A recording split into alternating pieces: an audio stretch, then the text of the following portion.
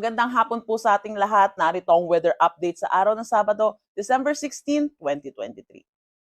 Northeast monsoon pa rin or hanging amihan ang patuloy na umiiral dito sa may Northern Luzon. Kaya asahan natin dito sa may Batanes at Babuyan Islands na makakaranas sila ng maulap na papawirin na may mga mahihinang pag-ulan. Samantala, para naman sa nalalabing bahagi nitong ng Northern Luzon ay asahan natin na makakaranas sila ng bahagya hanggang sa maulap na papawirin na may mga pulupulong mahihinang pag-ulan. Para naman dito sa Metro Manila at nalalabing bahagi ng ating bansa, asahan natin na makakaranas tayo ng maaliwalas na panahon pero hindi mawawala ang mga tsansa ng isolated rain showers or localized thunderstorm lalo na sa hapon at sa gabi.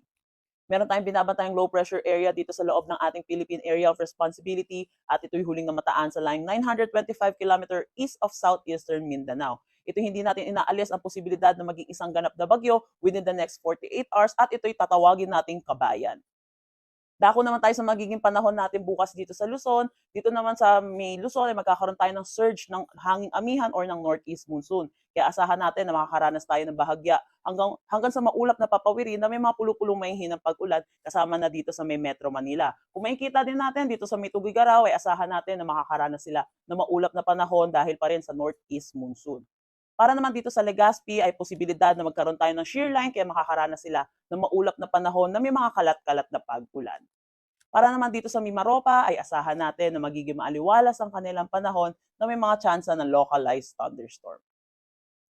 Ang temperatura dito sa Metro Manila ay maglalaro between 24 to 30 degrees Celsius, Lawag 22 to 31, Baguio 16 to 23 degrees Celsius, Tugigaraw 22 to 29 degrees Celsius. Para naman dito sa Tagaytay, asahan natin ang 21 to 29 na agwat ng temperatura, Legazpi 24 to 30, Calayan Islands at Puerto Princesa, asahan natin between 25 to 32 degrees Celsius.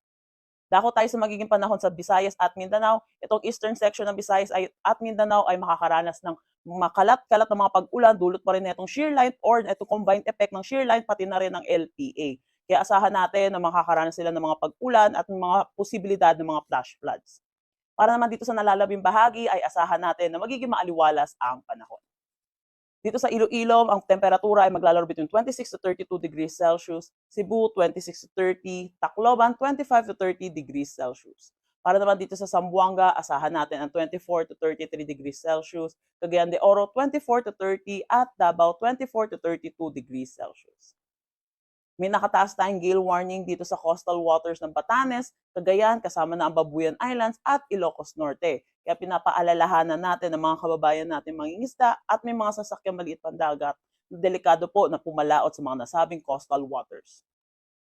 Para naman sa magiging panahon natin sa susunod na 3 araw sa mga piling syudad sa ating bansa, by Monday, asahan natin yung surge pa rin tayo ng northeast monsoon, kaya makakaranas tayo ng bahagya hanggang sa maulap na papawirin na may mga pulupulong mahihinang pag-ulan dito sa Metro Manila. Pero by Tuesday at Wednesday, asahan natin yung easterlies ng iiral sa atin, kaya makakaranas tayo ng maaliwalas na panahon.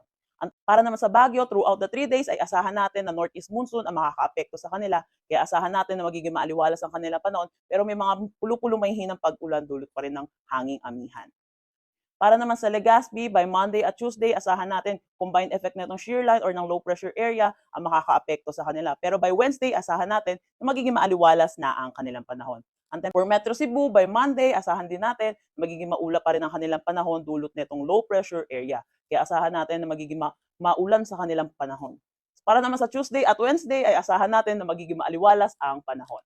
For Beta Davao, asahan din natin na Monday, makakaranas pa rin sila ng maulap na panahon. Pero Tuesday at Wednesday, magiging maaliwalas na ang panahon. At mamaya ay 5:30 p.m. at ang sunrise bukas ay 6:40 a.m. Yan po muna ang latest dito sa Pag-asa Weather Forecasting Center.